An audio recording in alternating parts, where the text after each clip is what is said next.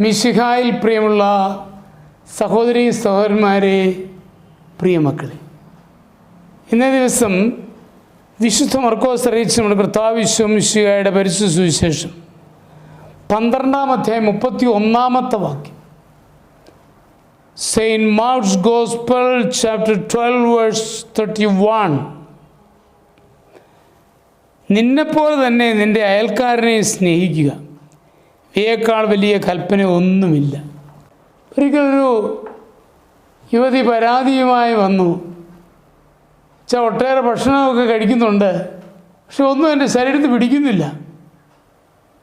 അവിടെ എൻ്റെ ബോഡി അങ്ങോട്ട് ശരിയാവുന്നില്ല, ആര് കണ്ടാലും എന്നെ ഇഷ്ടപ്പെടുന്നില്ല. എന്താ പറ്റുന്നത് എനിക്ക് മനസ്സിലാവുന്നില്ല.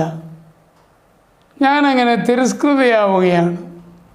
തൻ്റെ വേദനകളും വിഷമങ്ങളും എല്ലാം പറഞ്ഞപ്പോൾ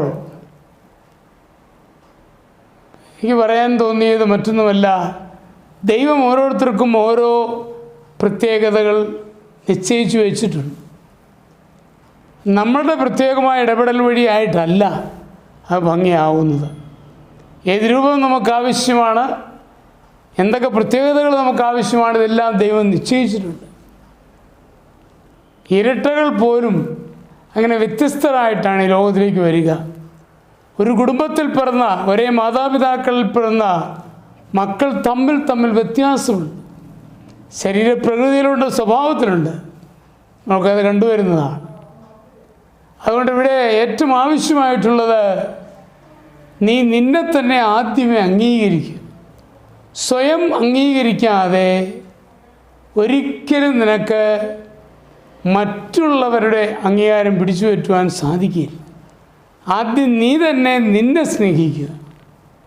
നിനക്ക് ദൈവം തന്ന ഈ ശരീരത്തെ, ഈ അവസ്ഥയെ അംഗീകരിച്ച് സ്നേഹിച്ചു കഴിയുമ്പോൾ മറ്റുള്ളവരൊക്കെയും നിന്നെ അംഗീകരിക്കും, നിനക്ക് മറ്റുള്ളവരെ സ്നേഹിക്കുവാൻ കഴിയും. അതാണ് ഈശോ പഠിപ്പിച്ചത്.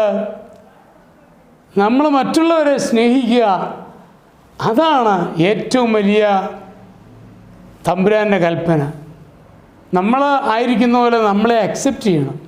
ഇത് ദൈവം എനിക്ക് തന്ന അവസ്ഥയാണ്, അത് ഞാൻ സ്വീകരിച്ചുകൊണ്ട് മറ്റുള്ളവരെ അപ്രീഷിയേറ്റ്, അവരുടെ നന്മകളെ കാണുവാൻ നമുക്ക് കഴിയുമ്പോൾ നമ്മുടെ ജീവിതം സ്വർഗസമാനമാവുകയാണ്.